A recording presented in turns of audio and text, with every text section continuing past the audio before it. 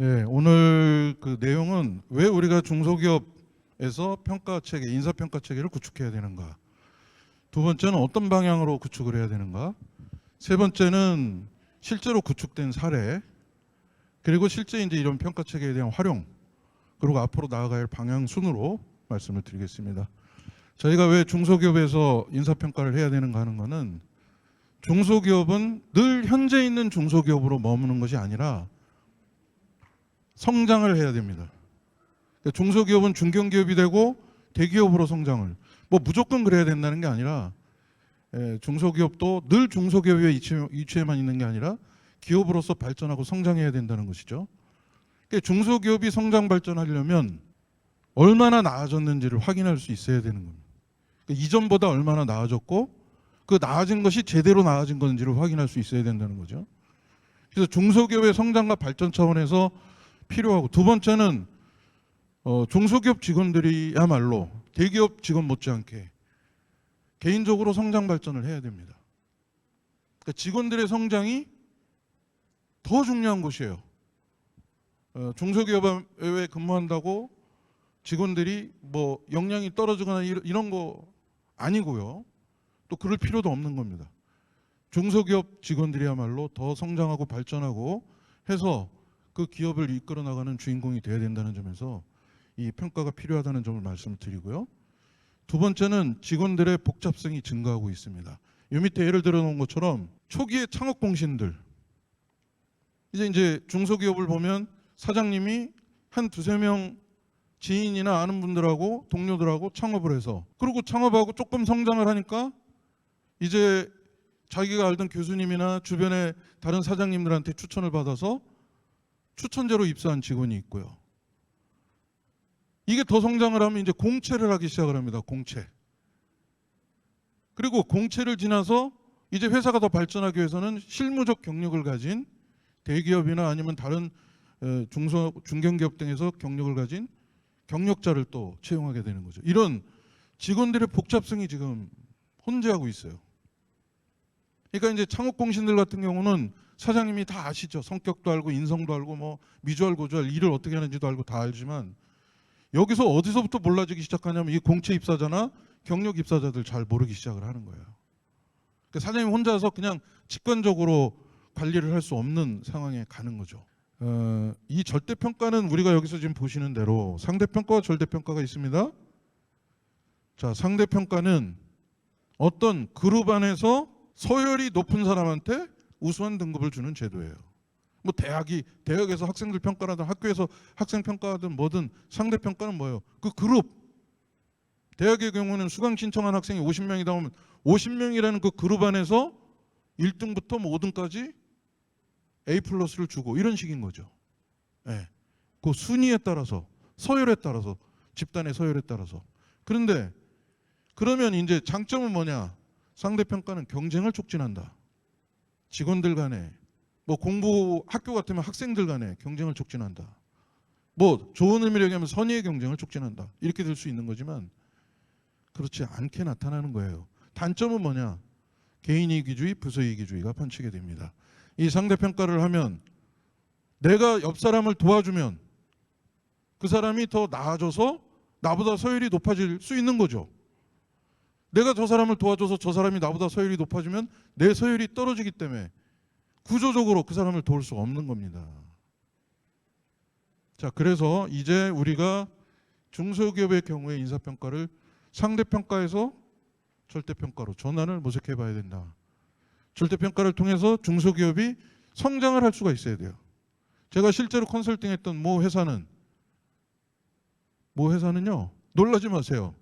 이 상대평가로만 10년 이상을 해오는 동안 회사는 한동안 성장하다가 그냥 성장이 정체됐어요. 7, 8년 가까이 매출 100억으로 그냥 쭉 정체되고 있던 회사인데 절대평가를 도입한 2년 차부터 200억이 넘어갔습니다. 놀라운 일이 벌어지는 거예요. 왜 그런지 뒤에서 설명을 드리겠지만, 왜 그런 거냐?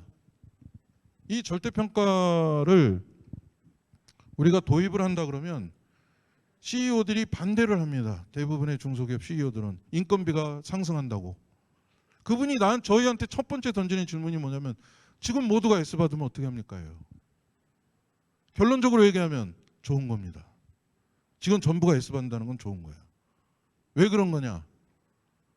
그러니까 왜 중소기업 CEO는 인건비 증가를 우려할까? 절대평가를 도입했을 때 모든 직원이 S를 받으면 인센티브를 줘야 되고, 인센티브는 생돈으로 줘야 된다고 생각을 하는 거예요.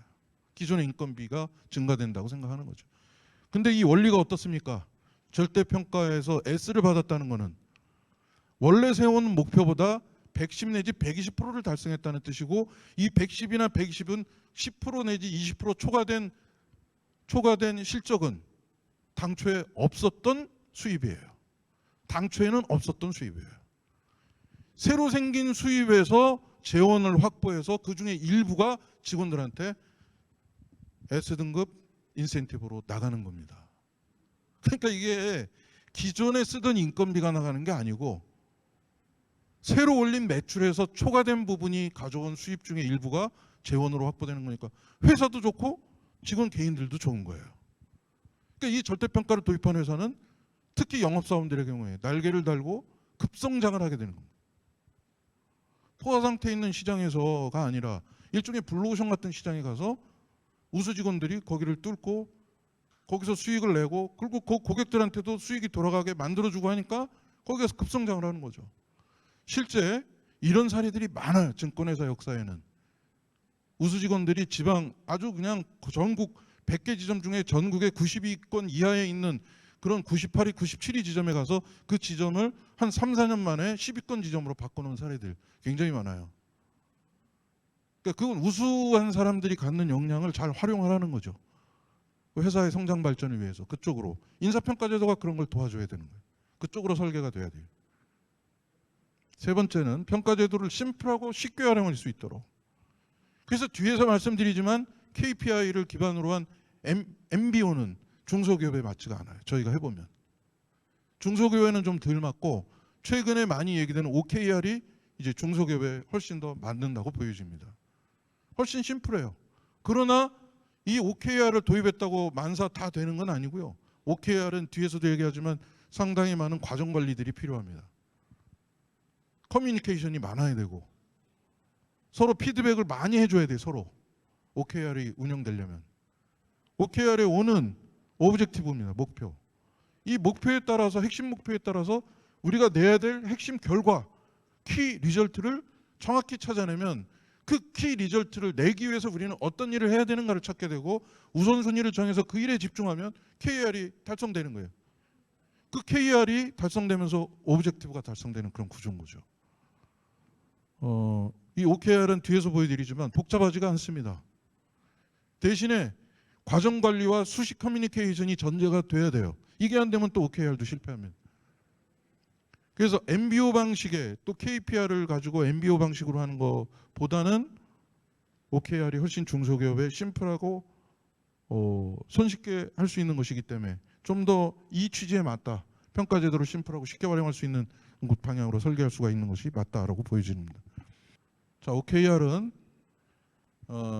여기서 보시는 대로 목표를 수립을 하고 키 리절트를 뽑아내야 되는 거예요. 요거를 측정 가능한 시간 단위 이정표를 만들어서 관리를 하는데, 우리가 지금 평상시에 해오던 투두리스트와 뭐가 다르냐? 투두리스트는 오늘 할 일, 주간 단위로 할 일들을 나열해서 하나씩 쳐내려가는 것이라면 OKR은 목표 달성을 위한 측정 지표가 거기 포함되어 있다는 점들이 다르고, 우선순위별로 순서가 정해져 있다는 것이 다릅니다. 네. 뭐 투두리스트도 요즘에 뭐 중요도 긴급도를 정해갖고 우선순위를 정하고 순서를 정해서 하고 일정까지 넣어라. 그게 더 나가면 OKR하고 똑같아지는 거예요. 네. 근데 단순 투두리스트와 OKR은 또 다를 수 있다는 점 말씀드리는 거고요. 투두리스트가 더 발전하면 OKR이 충분히 되는 겁니다. 직원들 스스로 자기 목표를 세우고 관리하도록 돼 있는 게 기본적으로 OKR이에요. 그래서 저희가 이제 평가제도는 회사에서 만들어갖고 직원들한테 뿌려주고 위에서 내려오는 탑다운 방식이라 인사평가제도에 대한 거부감이 많습니다. 그러는데 OKR은 이걸 도입해본 회사들이 하는 말이 뭐냐면 호응도가 굉장히 높다는 거예요. 첫째, 자기 업무를 명확하게 목표화하고 해야 될 일들을 우선순위로 정해서 일정까지 정해서 관리를 하니까 업무도 효율적으로 진행될 뿐만 아니라 그렇게 진행한 업무 관리가 곧 성과관리, 평가관리로 이어지다 보니까 일도 명확해지고 성과 관리도 자연스럽게 되는 그런 특성을 갖게 된다는 거예요. 자, OKR이 실패할 수가 있어요. OKR도. 첫 번째, OKR은 업무 우선순위가 고려되지 않았을 때. 그러니까 얼핏 보면 그냥 OKR 카드가 잘 만들어진 것 같은데 그 안에 위에서부터 아래로 내려온 키 리절트와 거기 나와 있는 두 체크 리뷰라고 되어 있는 그 항목에 들어가는 요소들이 우선순위가 고려되지 않은 거예요. 위에 있는 것이 우선순위가 높게 이렇게 설정이 된 걸로 우선순위가 고려가 되지 않으면 이 OKR은 그냥 단순한 투두 리스트로 끝나는 겁니다. 업무 리스트로. 두 번째는 OKR을 한다고 하면 소통이 많아야 돼요. 아까 말한 대로 내 OKR 카드는 다른 직원들도 다 공유해서 알 수 있게 되고 심지어 전사 공유가 되는데 그 공유를 하는 이유는 서로 피드백을 해주기 위해서예요.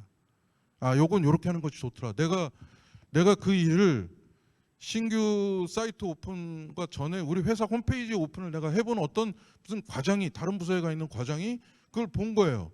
아까 보신 요 앞에 대리가 설정한 요 OKR 카드에 대해서 자기가 회사 홈페이지 오픈하면서 했던 여러 가지 경험들이 있으니까 피드백을 해줄 수가 있는 거죠. 아, 요 때는 이런 걸 반드시 확보하고 단순히 도메인 확보만 써놨는데 그 도메인 확보가 체크를 해봐야 되는데 요즘엔 글로벌까지 확인을 해봐야 되고 그 도메인 적어도 하나가 아니라 복수로 3개 이상 확보를 해서 진행을 해야 이게 나중에 사이트가 오픈 가능하다. 뭐 이런 것까지 전부 조언을 해주는 거죠. 이게 전사 공유가 되기 때문에 직원들이 서로 피드백을 해주는 거예요. 이게 안 되면 OKR은 또 실패해요. 세 번째, 공유되지 않고 소수만 공유하는 경우. 이것도 역시 누군가가 컨설팅 기관이나 외부 경영진들이 만들어가지고 위에 있는 경영진들이 만들어서 밑에다가 그냥 뿌려준 거. 부서 단위로 개인 단위로 뿌려지면 이거는 실행력이 떨어지게 되는 거예요. 이건 OKR의 정신을 침해하는 거예요. 그래서 소수만이 공유되는 경우 실패하는 거예요. 또 OKR 수립 시에 직원 전체가 참여하지 않고 일부 직원들이 탑다운 방식으로 한 거 마찬가지로 실패를 하게 되는 겁니다. 자기 거는 자기가 그 만든 개인의 OKR이 또 부서의 OKR과 연계되도록 부서의 OKR이 전사적으로 연계되도록 이렇게 회사의 목표부터 OKR부터 부서 단위 개인으로 왔다가 다시 개인 것들이 부서와 또 부서 것이 전사로 이렇게 연결되는 순환 과정으로 OKR이 서로 공유되고 피드백되면서 보완이 되는 과정을 거치는 거예요. 자, 오늘 이게 중소기업의 모든 평가를 가지고 방향성을 얘기하다 보니 어느덧 시간이 다 됐습니다. 한 3분 남았는데요. 마무리를 하도록 하겠습니다. 우리 중소기업 인사평가가 나아가야 될 방향. 중소기업의 성장을 돕는 쪽으로 가야 된다. 그러려면 절대평가를 도입해야 된다. 두 번째, 중소기업에 맞게 유연하고 심플하게 설계를 해야 된다. 그러려면 MBO보다는 OKR이 더 적절하다고 본다. 데이터나 시스템 기반화가 돼야 된다. 기존에 도입한 ERP하고 연동해서 앞으로 인사평가는 시스템, 솔루션을 통해서 ERP의 한 기능들을 활용을 하면 아주 수월하게 데이터를 낼 수가 있어요. 이걸 이제 최근에 People Analytics라고 하고 있죠. 네, 이런 것들을 이제는 중소기업도 활용을 해야 된다. 중간 리더 임원의 평가자 훈련을 강화시켜야 된다. 평가 제도가 도입되면 임원들, 중간 관리자들은 평가 면담자로서 필수 업무라고 생각하고 일을 할 수 있게 해줘야 돼요. 면담이라는 것을 매우 중요한 리더가 해야 될 역할의 하나로 받아들이도록 해야 된다. 필요시 외부 전문 평가도 도입할 수 있습니다. 뭐 저 같은 경우 어떤 기업에 외부 전문 평가위원으로 들어가서 직원들이 한 해 동안 했던 자기가 세운 계획과 실행한 실적들을 PT하고 그걸 평가하면 그 외부위원 평가가 한 30점 정도 반영되게 하는 이런 전문가를 도입한 외부 평가도 특히 벤처기업 같은 데는 도입해 볼 만하다고 말씀드릴 수 있겠습니다. 기술기업 같은데요. 자, 이제 중소기업도 인사평가를 체계화해야 된다고 봅니다. 규모가 작은데 창업 초기부터 직원들에 대해서 우리가 다 알고 있는데 제도는 무슨 이런 얘기들을 많이 하죠. 이러시면 안 돼. 이러시면 안 됩니다. 정말로. 그러는 동안 우수 직원은 이직을 하고 어렵게 채용한 신입사원도 1년도 안 돼서 다 나가버립니다. 열심히 제대로 일한 직원이 인정받을 수 있도록 인사평가 체계를 구축해야 됩니다. 단 중소기업의 현실에 맞게 심플하고 수용도가 높은 방식으로 직원과 개인과 회사 모두가 성장 발전할 수 있는 방향으로 그런 점에서 절대평가로의 전환을 진지하게 고려해 주시고 상대적 서열이 아니라 절대적 기준을 통해서 나날이 성장하는 회사와 직원을 만들어 보시기 바랍니다. 강소기업을 향한 중소기업의 제1의 선택은 인사평가 체계 구축입니다. 이제 하나하나 시스템을 만들어 가시기를 바라겠습니다.